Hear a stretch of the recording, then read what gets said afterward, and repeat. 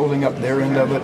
And so, pass protection is an 11-man job, and certainly the offensive line are the lead guys in that, and we have to win our one-on-one battles. But all of us, and Coach Petrino coaches this every day at practice, all 11 guys are responsible for pass protection. How in sync is the offensive line with Lamar currently? In sync? Yeah, I think there's a great relationship there, and all of us. Right now when you go through training camp, it's like taking out a machete and hacking your way through the forest. We're just trying to get to the end of the forest right now, and we're trying to get there with all of us together. And so we're leading the way, and he's right in there with us, and we're all pushing each other and trying to make each other better. Coach, you've had the privilege of being at several major programs in Atlanta, like you said earlier, and experiencing new groups of guys. How is this foundation of this offensive line compared to the others that you've experienced for the first time? Yeah, I mean, they're all different. Everybody's at a different level of development when you arrive, and I don't really look at that. Certainly these guys have been coached really well. They're technically sound, and so the only advantage that I had coming in here is that I've been in this offense before. Whereas other programs, when you join that program, now all the words mean something different than you've learned them at the previous place. And I was fortunate to come here and jump right into the terminology.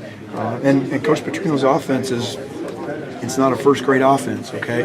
And so I have been through this before, and certainly they've added to it and done a lot since I've been away. But the basics of the offense I understand, and that's made it easier for me. Coach, we've had size and we've had ability here at Louisville on the offensive line, but at times I feel like they've lacked that intensity or that nastiness that an offensive line needs to really go out and just hit somebody in the mouth.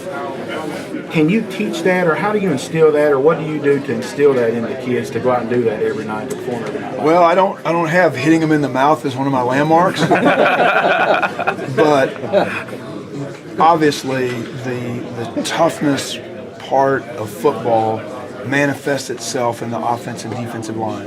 Okay, there's a collision on every single play, and those collisions happen, and there's about a 12-inch, sometimes less when the defense lines up all sides, but a 12-inch neutral zone between the two of us, and we get a chance to go capture that neutral zone and come off the ball and drive our feet to try and reestablish the line of scrimmage. Football, the way it is today, there's certain plays that are designed to come off and move the line of scrimmage. Other plays are designed to zone the line of scrimmage and create gaps instead of movement. So when you start talking about physical play, what it means to me is it means correct pad level, correct landmarks, and finish. And so I take, can you go hit him in the mouth and reduce it down to how am I going to go get to my guy consistently and be in the right position to have power. And I think that's what we're trying to do right now. Coach, Cole Bentley's an in-state kid that was able to get here a little bit early. How's he kind of progressing? Is he getting some work in at the center, and where's that going? Yeah, he came out of spring and had a great spring, and I think maybe it was a good thing I didn't know what he didn't know. Okay, he did a good job kind of going hard, and a lot of things he did well, and some things he did and he wasn't sure how he was doing it, but he did it, and he's continued to do that. He's working really hard.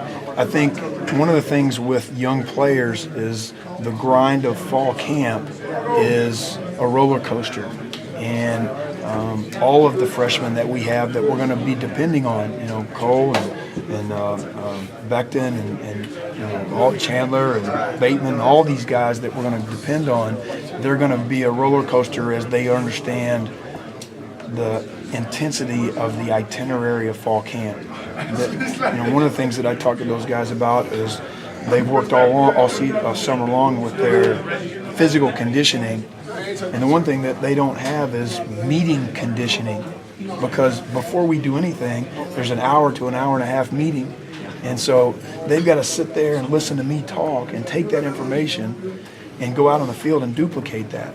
And generally what happens is after about 15 minutes, they're thinking about what's for lunch. So we've got to stay in the moment and understand that, things that I said in the first half hour of that meeting, they're going to have to remember. So that's the challenge. Is having Reggie Bonner, who I think would understand pass pro a little different from the other guys, is having him back in the backfield very beneficial or just kind of slightly? Well, I think Do you notice that? Reggie's football instincts, his football Yeah. level is very high. And so having that, what the running back does, he's certainly got an assignment in pass protection, but he's also a guy that can chip his way out into his routes, which helps the offensive line, meaning that he can rub his way through when he sees an offensive lineman on the edge.